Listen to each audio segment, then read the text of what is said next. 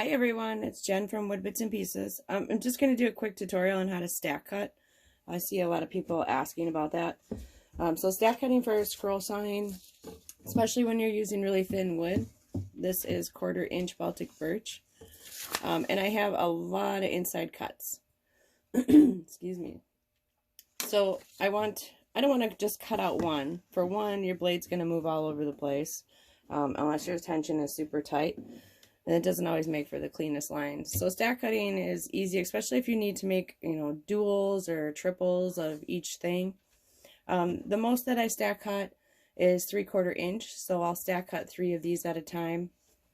Your blade runs a little duller, faster because you're cutting 3 times the wood, just so you know that. So stack cutting is taking 2 pieces of wood, same size, or you can use different sizes as well if you have, a different design, like you want to cut one at a 1/2 inch, one at 1/4. We're just going to tape up each corner on both sides, and then we're going to lay, this is how I do it, so I'm going to lay painter's tape down, and then I'm going to use spray adhesive to put my pattern on top of the tape, so that when I peel it off, I'm not trying to scrub the adhesive off of the back of this pattern. So if I lay this directly down, it's going to be a pain to try to get off. So I always use painter's tape. I have bad arthritis, so I try to avoid as much sanding as possible. So I'm just going to tape this up. And this is 1.5 inch, I believe, or 2 inch tape. It doesn't really matter. You can use whatever you've got on hand. Frog tape you can use as well. It's a bit more expensive. I know people use contact paper on top of their wood and then put the pattern on that. I don't. I've never had any good luck with contact paper or even clear tape. For some reason, there's not a good enough seal. And my sawdust, when I'm cutting, goes right underneath the contact paper and makes it difficult. And then the pattern starts to come off. So, but you can do it any way you like. I usually give this a slight sanding before I put painter's tape over the top, just so that it's less sanding I have to do when I'm all finished cutting. Because it's easier to sand this big piece than it is to sand after you've cut. Although you do still have to go back and sand your edges.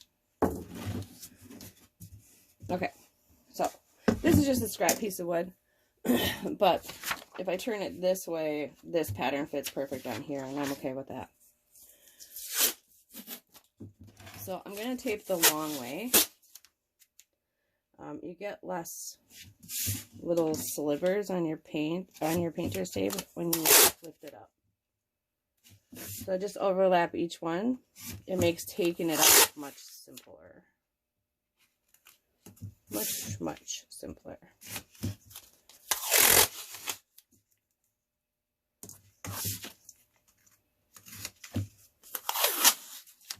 Sorry about the noise. I know that's pretty annoying, but if you're going to be stack cutting, you're going to be hearing it all the time. So my piece is covered.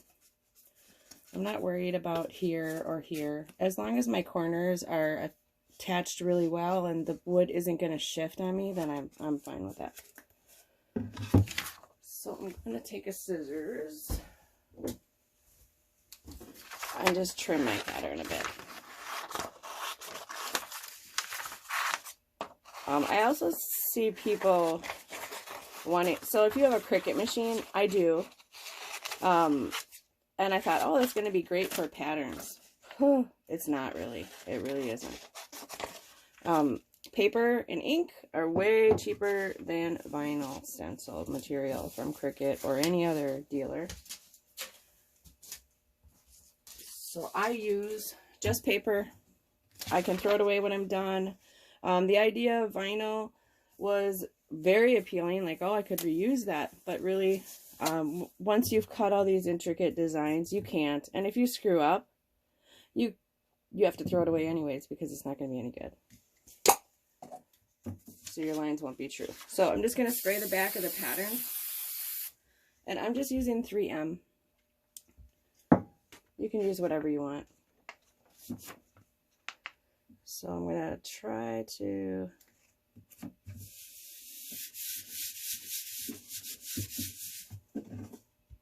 there we go.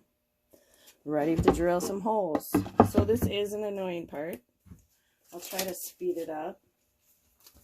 Actually, I want to get the adhesive out of my can first. There we go.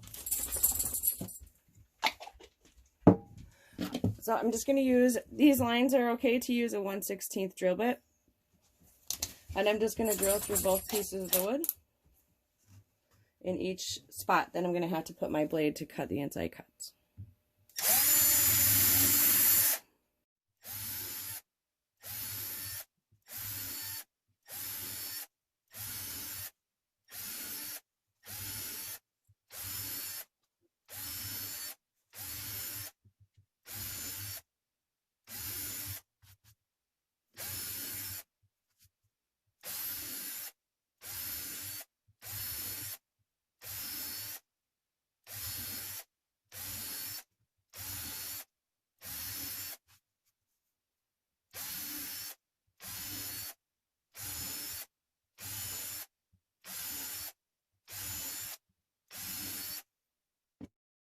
That's it.